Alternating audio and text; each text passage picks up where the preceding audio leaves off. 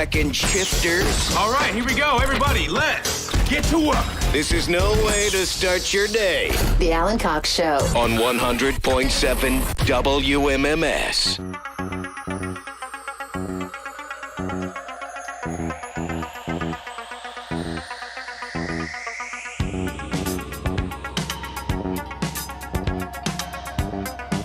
Recognize this? Bill knows. I do not know what this is. Nope. TV show theme song. Night Court. You got part Well, of it. you got one word. Night Rider. Night There you Rider. go. Hey. With the Hoff. David Hasselhoff.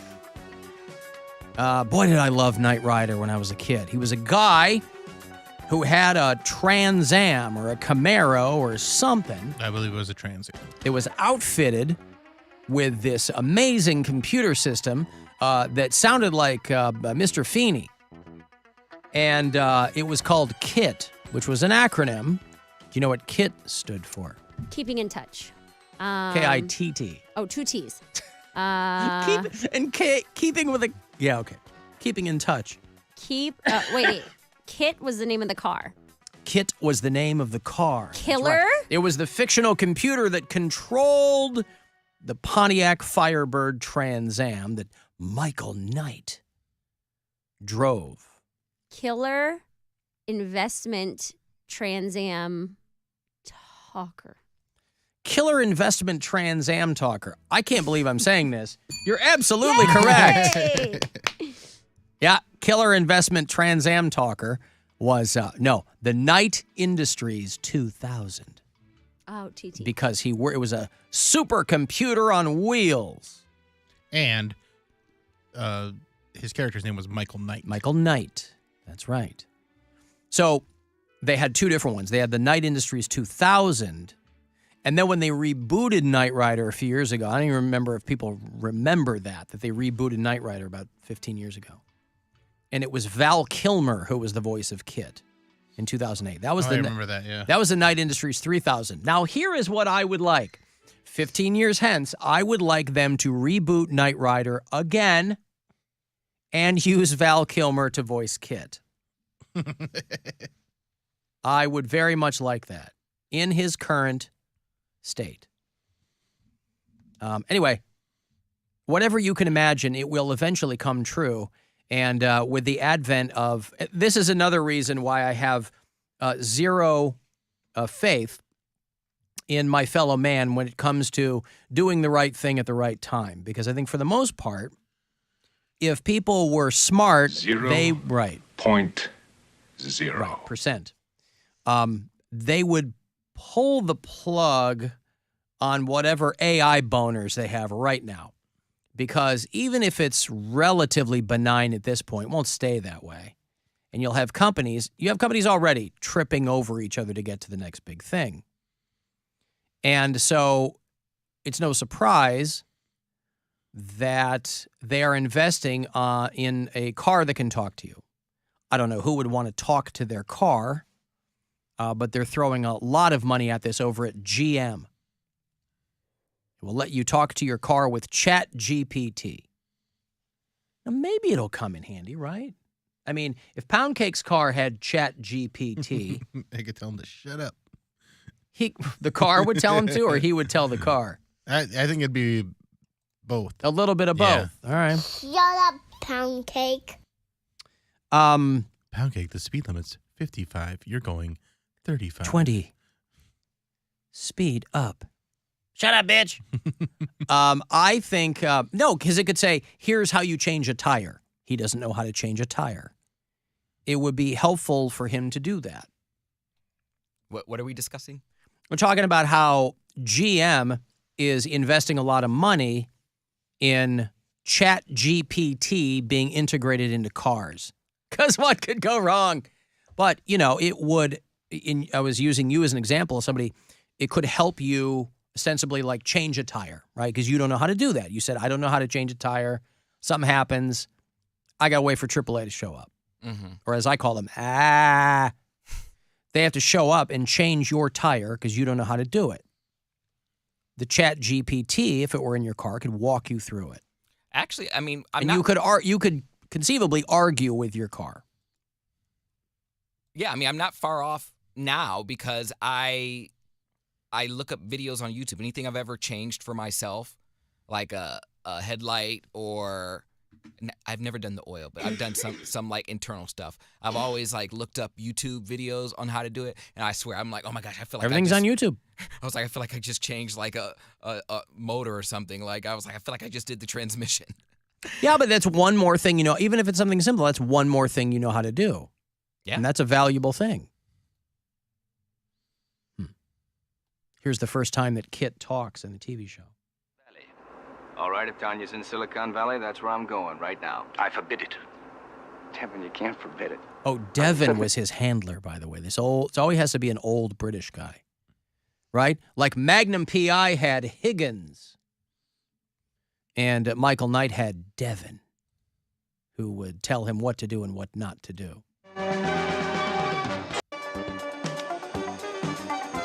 All these weird gadgets, you think they'd give you a radio? What would you like to hear? What the hell was that? Can you imagine telling him we're giving you this piece of top secret equipment and not telling him that it talks? Right. Just letting him figure it out on his own. Also, letting him crash. It's his company, right? Like, is it? I mean, he's the Knight, and yeah, but I thought he took that name to stay anonymous. Oh, did he? I thought he Okay, called himself Michael Knight. I thought. I don't remember. You could be right. I don't know. That makes more sense, honestly. Do you wish further information on Silicon Valley? Hell no, I want to know who you are and how you're listening in. There's no reason for increased volume. I am scanning your interrogatives quite satisfactorily. I am the voice of Knight Industry 2000's microprocessor, KITT for each. And by the way, in Knight Rider, if you remember this show, the height of technology in this car was auto cruise and normal cruise. Hell yeah. So 2 different cruise settings. Well, but it also had pursuit. You could hit a pursuit button. And that would make it like change a little bit. Wouldn't it like transform a little bit and like go into speed mode? Yep. Yeah. And then there was also the little light in the front, which was the coolest thing. Back and forth. The red light. There was an LED that goes back and forth. Yep. Like the Cylons in Battlestar Galactica. Loved it. Or I don't intend to drive around in a car that talks back to me, so either Devin pulls your plug or you get yourself another driver. I am not qualified to overrule your wishes. Well, that's real good to hear, Kit. Because I don't want to hear another peep out of you until I can get a call off the Devins, so clam up. Yeah, clam up. Anyway, this is what, everything old is new again. So this is what GM is working on, and once somebody goes into the breach, all of the other companies don't want to be left behind, so I imagine everybody is going to be working on this. Or working with companies that do it. A driver might be able to, in the future, ask, like I said, how to fix a flat tire. And the car would play instructions on how to change it. So there's all kinds of fun things you could do. But invariably, you will end up with a car that is arguing with you or talking back to you. So anyway. I don't even think Pontiac is a car company anymore, right? No, they're gone. That was a GM company back in the day. That represented state-of-the-art in the early 80s. Remember, I had a girlfriend that drove a Pontiac Sunfire. Remember those? Oh, yeah, Sunfire. Tiny little cars. The Aztec. Yep. Which was the Breaking Bad car. Right. Walter White drove an Aztec. I don't think those lasted too long. Yeah, she had a Pontiac Sunfire. And, they stopped. They sold them in Canada and Mexico for a while, but then they stopped making them here. Hey, let me talk to Tom Bergeron. I did promise I would talk to him because I have him on Zoom. More than 6, but fewer than 10 minutes. With somebody on the phone. I like Tom Bergeron. He is, I think, quietly one of the funnier dudes on television. He came out of radio and TV. He was a longtime host of America's Funniest Videos. He hosted Dancing with the Stars for a while. Tom, how are you? I am good. Why are you being so shy, Alan? You know what? Camera on. I'm in my main studio here, and this new computer doesn't even have a camera on it. So that's what. Oh my God! It's certainly not and me. It's a new computer. Yes. Can you imagine? It's not even me being coy. It's, Well, and also 9 times out of 10, the person I'm talking to, their camera's off too. So I figured, No kidding. you're that brave soul, Tom, but how are you?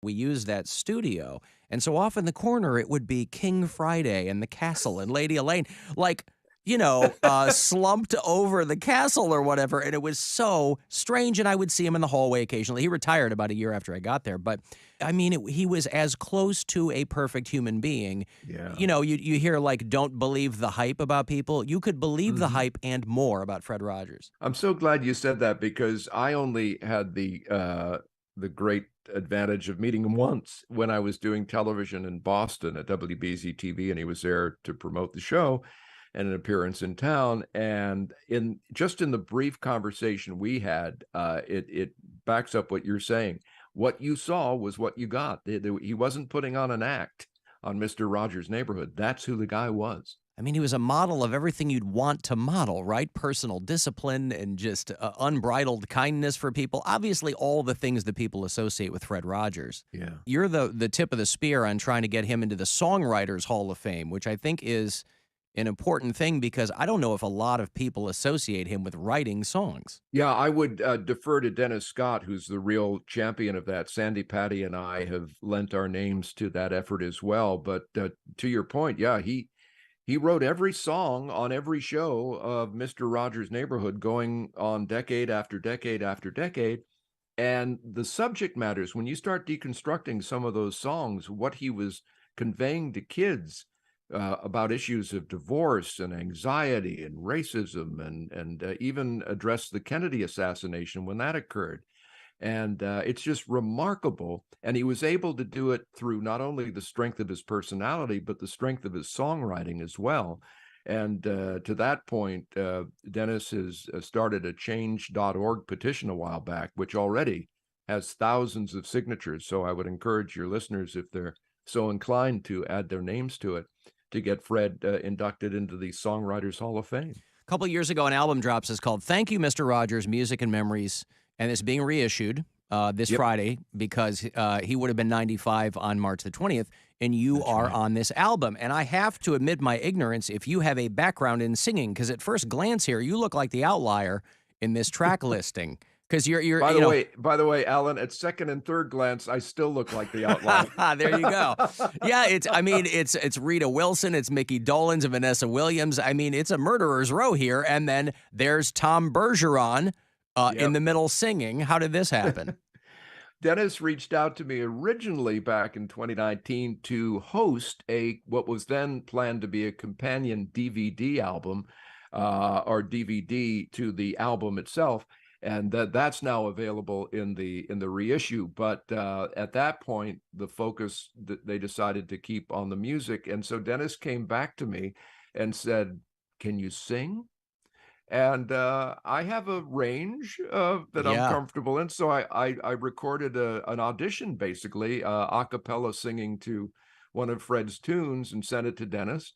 And he liked it enough to offer me one of the songs. I think it would have been fantastic if you had no self-awareness whatsoever about your voice or the quality of it, and you thought, like week 1 of American Idol, where you're one of those kids who thinks he's amazing because you've been doing it in the shower or to the mirror or whatever, and you send him your audition, and he's like, "Tom, what is this? This is terrible. This is, Yeah, I had. Fortunately, it didn't work out that way.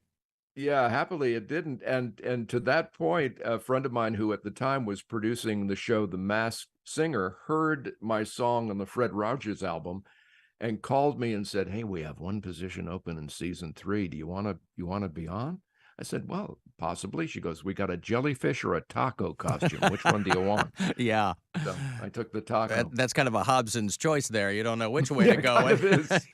So the album, this is reissued on the 20th, which would have been Fred Rogers' 95th birthday. And the album is coming back out on March 17th. This album's not that old, though, right? It's only a few years old when it first came out. Yeah, it was released initially in 2019. So it was, it kind of was released right on the cusp of that little pandemic that we all dealt with. So I think Dennis wisely has seen this as an opportunity in conjunction with the anniversary of Fred's birth to give it a little bit more life. Boy, if ever there was an album to come out coincidentally right before a time where people were going to need some audio comfort food, it would have been this album. Yeah, it's unfortunate. We seem to be in a culture where everybody's or most people are ready to be upset at the drop of a hat about anything, and are hypersensitive to a lot of nonsense. And along comes this sort of calming voice through his music and through his shows of Fred Rogers. And I think it's an approach and an energy that we really kind of need more than ever now. Well, Tom Bergeron is he is the secret weapon in Thank You, Mr. Rogers, Music and Memories. The album is being reissued this Friday. And at my house, Tom, I have a 7-year-old who has AFV on a loop. She's a big fan of the Bergeron administration. So, oh, that's nice. I told her you were going to be on, and she loved it. Most of my seasons are available either on Hulu or Disney Plus. I don't know how many are out there now, but at one point they all were. Well, I see you more than you probably see yourself from day to day. But appreciate your time. Best of luck with this reissue and whatever else you've got coming up, man. I'm a fan, and thanks for taking the time out, Tom. Thank you, Alan. Appreciate it. More than 6, but fewer than 10 minutes. With somebody on the phone. There's Tom Bergeron, one of Boston's favorite sons. I got to take a break here. I'll have those Skinnerd tickets for you if you want to see them. They're doing a fundraiser at Jacobs Pavilion at Nautica for the Western Reserve Land Conservancy. That is in May. We'll get to some hot celebrity goss, courtesy of